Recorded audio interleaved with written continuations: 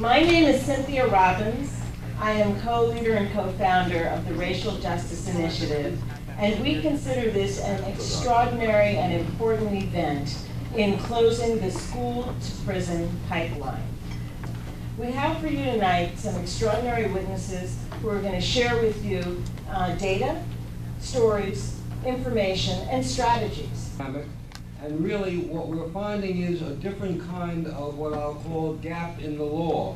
The policies and procedures that have been put together both by the school board, the chancellor, and by the charter school board all say that discipline should be used in a progressive manner, that each individual violation should be treated as an opportunity for kids to learn, to develop relationships, and that it should be a progressive and appropriate response.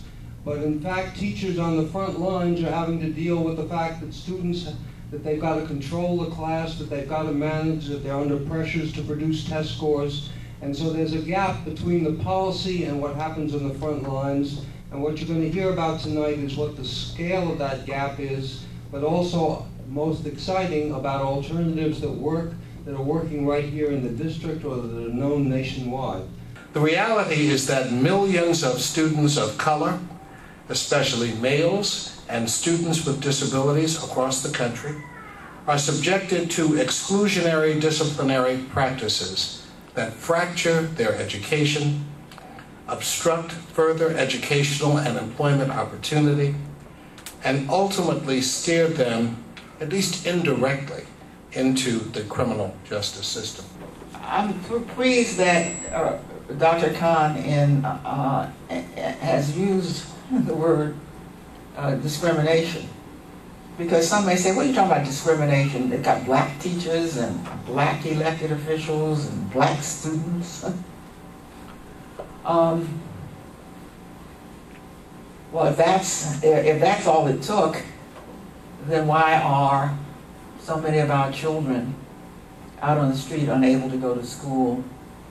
And why are we unable to come forward ourselves with better alternatives than we have done? So if you really want to make a change, then bring together all the decision makers with all the advocates in forums like this, the Dean Khan, in order to look at the disproportionality. And you can't believe the kind of change systems that could take place with your energy and your effort. A student was suspended for talking on the cell phone at Metropolitan High School. Keep in mind the regulations don't allow for a suspension in this case. This is a tier 1 or tier 2 violation. You heard some folks talk about the tiers in DCPS. What happened with this student is they just flatly refused his admission into the school for 4 weeks. Another client, Latoya, is an energetic 7th grader who likes school and has excellent attendance. Earlier this year, she took her teacher's cell phone off her desk. She knew it was wrong, and the next day she admitted her mistake, returned it, and apologized. Unfortunately, even though her behavior didn't create any safety concern and was not disruptive to the learning of other students, the school still chose to try and suspend her for the longest possible suspension the law permits, 90 days. In one particularly startling case, DCPS had proposed a 5-week out-of-school suspension for a middle schooler. And when this case was reviewed by an independent hearing officer, what they found is that the only punishment the student should have received was a verbal reprimand. So for example, in January and February of 2012, in 66% of cases, individualized hearing officers looked at the cases that DCPS were proposing for suspension and expulsion and said that what DCPS was proposing was not correct and was too excessive. So in 66% of cases, they kicked back the suspensions and expulsions for DC's kids. School sanctions, such as suspensions and expulsions, increase the chances a student will be involved in the justice system in the future. And as was also stated, kids become alienated from school when they're kicked out of school. You don't let a kid come to school, you tell him he doesn't belong in school, guess what? He believes you. In addition, there's also an increased likelihood of dropping out. What we know is there is little accountability and suspension of less than 11 days. Over 62% of the cases we have seen involve suspensions of 10 days or less. They are, by definition, for situations that are not egregious or where no actual harm has occurred and they are not appropriate. We had a DCPS middle school who was accused of horseplaying in the building after hours, and he lost a total of 8 days of instructional time. We have a DCPS high school student who was suspended because he was roaming the hallways when he was supposed to be in class, and for that he lost a total of 10 days of instructional time. One of the things that I wanted to focus on, which wasn't particularly discussed earlier, I'm deviating from my testimony a little bit, and that's just to focus on what we see a lot in our cases, and that's the use of short-term and medium-term suspensions, which for DC Public Schools falls under 10 days or less, which falls short of the 11-day trigger for due process hearings. At HAE, we receive a significant number of cases in our work regarding students who have been suspended from school for questionable reasons and often without regard to their due process rights. Students with disabilities rarely receive legally protected services while they are out on suspension. Studies show that suspensions and expulsions are applied disproportionately. Students of color, students with disabilities, and students from low-income families are more likely to be excluded from school than their peers.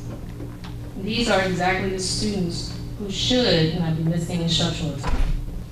Like many other students, as a result of this struggling, Joe started cutting classes.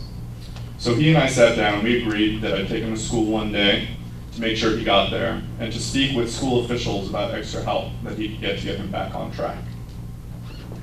I was shocked and appalled by what I saw and experienced. Immediately upon walking Joe into the front office, the staff was hostile and disrespectful to him. Before Joe even opened his mouth, the staff person turned to me and said, "I can already tell Joe's not ready to learn today," and asked Joe for his school ID card. When Joe could not produce his school ID card, the staff person told Joe that he would have to go immediately to in-school suspension for the day for not having his ID card. We began to assess the chronically disruptive kids instead of suspending them, asking the question, why are you chronically disruptive, instead of just punishing them. I mean, who would ever think that keeping kids in school would promote graduation rates? So during my brief testimony, I want to highlight 2 particularly disturbing trends we see in our cases. First, that students with disabilities are frequently being pushed out of school rather than given appropriate services. And secondly, that suspension and expulsion are being used inappropriately with very young children. National research shows that schools exclude students with disabilities, particularly those with emotional and behavioral disorders, at disproportionately higher rates. We have seen this trend in DC public and charter schools as well. 5-year-old Daryl has been diagnosed with autism. He's been suspended from school 3 times due to tantrums and oppositional behavior. Quite normal behaviors for a young child with autism. Another elementary school student, 8-year-old Michael, was suspended for dancing inappropriately. The school alleged that his dancing amounted to sexual harassment of a teacher's aide. The school actually called the police on this 8-year-old. Luckily, the police didn't arrest him, but the child was still excluded from school for 3 days. Recently, 4-year-old Malik was suspended for 3 days from his charter school for kicking off his shoes and crying in frustration. After further incidents involving Malik fighting with a classmate over a toy, the school threatened to expel him until my colleague began representing the family. 4-year-olds don't have the ability to comprehend suspensions. This little boy had no idea why he wasn't allowed to go back to school. As with educational attainment, wards 7 and 8 are the most impacted by school suspension and expulsion, accounting for over half of all students expelled or suspended for extended periods. In 2010 up to the 2011 school year, 37% of students in Ward 8 were expelled or suspended for more than 11 days. 37%. In Ward 7, the figure is almost 1 in 5. By contrast, no student, statistically 0%, in Ward 2, and only 3 in 100 students in Ward 3 were expelled or suspended for more than 11 days. What it says to me is that the system is broken and that the system needs to be studied and fixed. One student got 10 days for fighting, the next student got 1 day. One student got the suspension packet, another never received the suspension packet. One parent was called in for conference, another never was called in for conference.